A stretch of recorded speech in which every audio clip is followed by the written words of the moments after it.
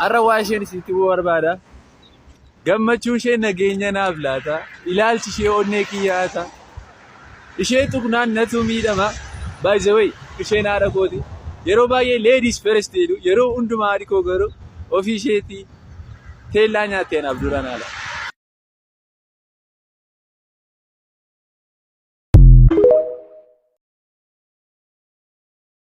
Oromoo maalu adara.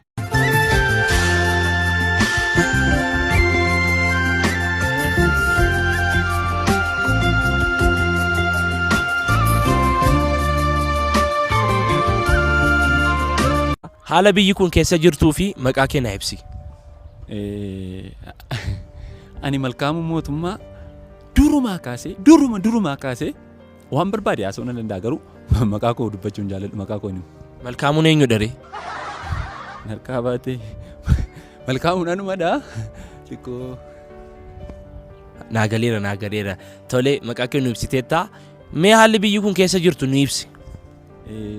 Ani dhugaama isaa dubbachuufi an jireenyuma biyya kanaan baqadhee baara akkuma carraa ta'ee too biyya kana dhiisee baaruu natti dhuftee korojoo koo fudhadhee korojoo na keemmoo waan biraa jiran sitti fakkaate waraqaa deeggarsaa fi waraqaa eenyummaa baafachuu fi kan gannatti deddeebi'aa ture dookimentii koo kan kutaa 8 kutaa 10 kutaa 12 duwwee keessadha jireenya biyya kanaa immoo keetti siibsu hin qabu maaliifi jireenyi baay'ee ulfaachuurraan kan ka'e amma durii wanti si gammachiisu waan jiru amma wanti si gammachiisu dur amma yoo sakaan dhiiste oduu gammachiisaadha ni girgiddaatti waan laxxafu amma garuu wanti oduu gammachiisaa fa'aa girgiddaatti laxxafamu wanti waan itti laxxafamu girgiddaatti yoo argite abaluu jalaa manni gubatee buukii akkasii irratti lakkoofsa baankii akkasii irratti gargaarsa nu godha iddoo akkasiitti buraayyuutti sabbataatti waldaa ijaaruuf hennaa buukii akkasii irratti gargaarsa nu godha waan akkasii guutu amma jireenyi biyya kanaa kun mataan nu ba'uu fedha amma kana duwwee miti keessuma amma nuuni waa'ee borii keenya yaaduu dhiifneerra maaliif seeti amma kitaabni amma mul'ata kee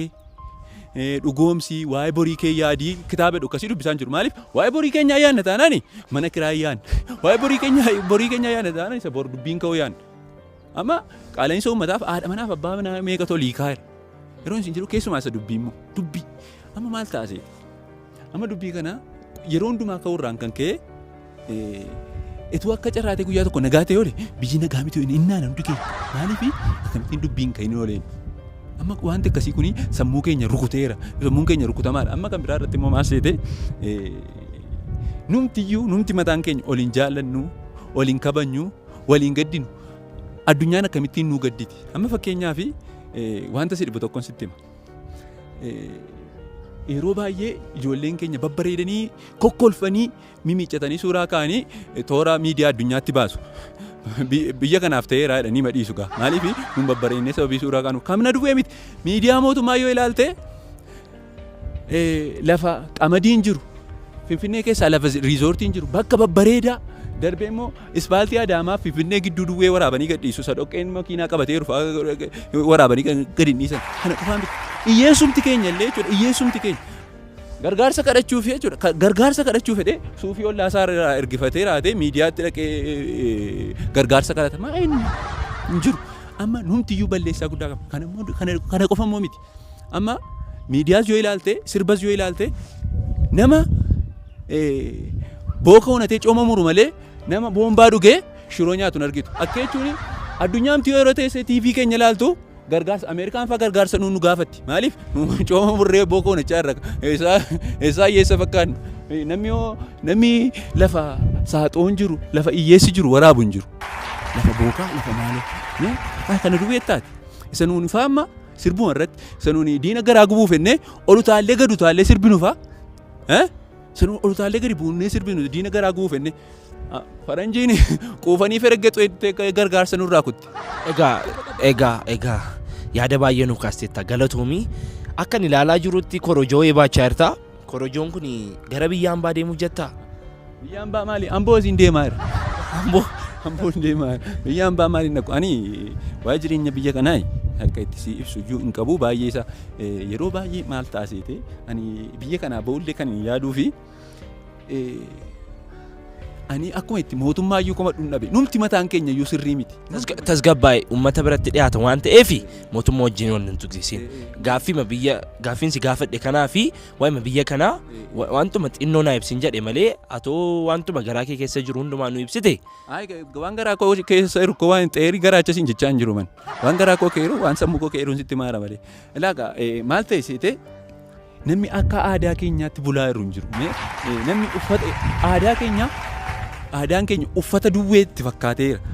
Aadaan keenya wal gargaaruu ture. Aadaan keenya waliif yaaduu ture. Aadaan keenya wal guddisuu ture. Aadaan keenya tokko ta'uu ture. Aadaan keenya wal jaallachuu ture.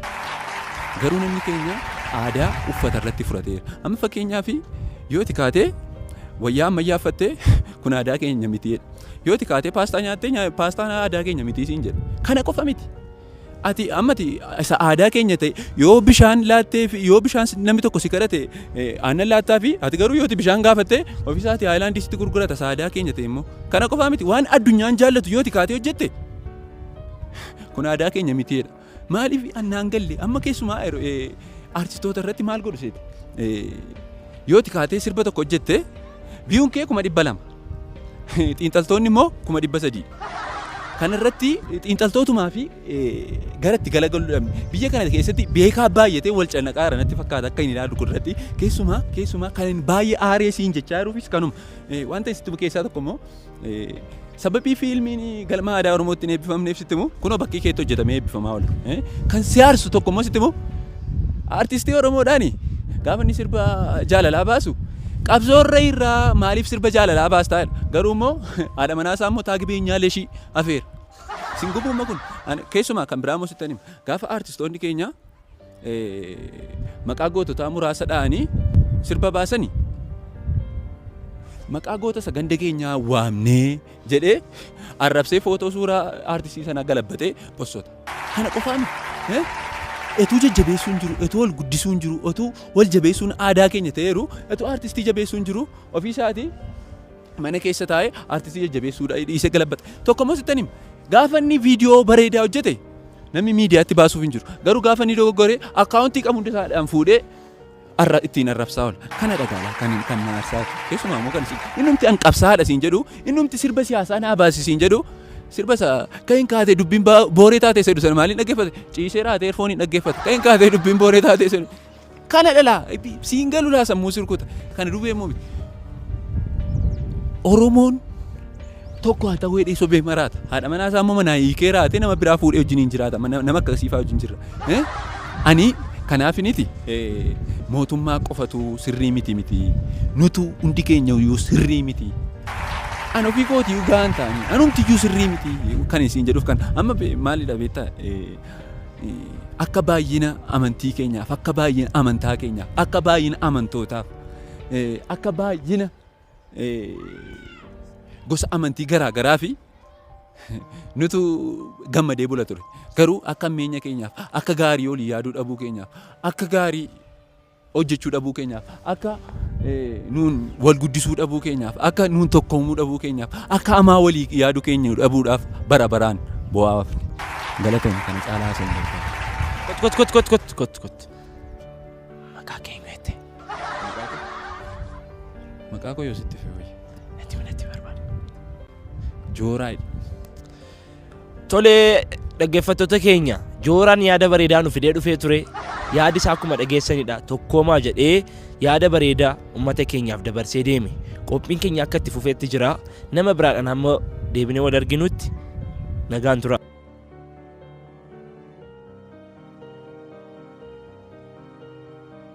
Hayyoo hordoftoota keenya ammas dargaggoo biraadhaan deebinee dhufneerra qophiin keenya akkuma itti fufeetti jira. Mee maqaa kee nu ibsiitii haalli jiruuf jireenyi biyya kana keessa jiru maal akka ta'e miidiyaa keenyaaf ibsi. Maqaan kun hafa turu waa'ee jireenyaa sadeetteen waa'ee isaan sitti dubbachuu barbaade. Tole. Jireenya illee naman gaafatan jireenya sasiyaanaa nuun amma waa'ee jireenyaa uummanni mandara kana keessa jiru hundumti keenya walii gallee waa'ee jireenyaa magariisaan barreessinee diimaadhaan erga balleessinee turreerra. Lama gama sanaan argita? Gama sana argaa jirta? Nuun jireenya achitti dhiifnee ofii keenya addana ta'aarra. walii galuu hin dandeenye egaa jireenya wajjin walii galuu dandeenya. Kan jireenyaa dhiisii inni kaan iyyuu mataa keenya irra yaabee nurraa bu'uu erga didee erga nurra bubbulee erga mataa keenya irratti baannee deemuu jalqabne turreerra. Waan fedhi duri Oromoonni duri ollaan akkam bultee beekaa akkatti bulee abbaatu beekaa jedhee mammaaka. Maaliif akkatti bulee abbaa sanatu beeka malee duri akka inni itti bulee nama biraatti mul'atu. Nu garuu amma akkamitti bulte waliin hin jennu. Maaliif akka inni itti bulle nurraa dubbachaa deema ofumaan iyyuu. Amma nuti dur muuzii manatti diimessinee gabaatti geessinee ittiin ashaboo bitannee galle. Amma garuu erga qaala'insi jireenyaa hammaate muuzichuma nyaanneetu buna leechaa irratti dhugaara. Inni haa ta'uuti inni sagaraa keenya garaamatti qabannee dhokfanneetu irra keessa keenyaan of bareechinee deemna moofaama keenyallee miicannee of babbareechinee deemna akka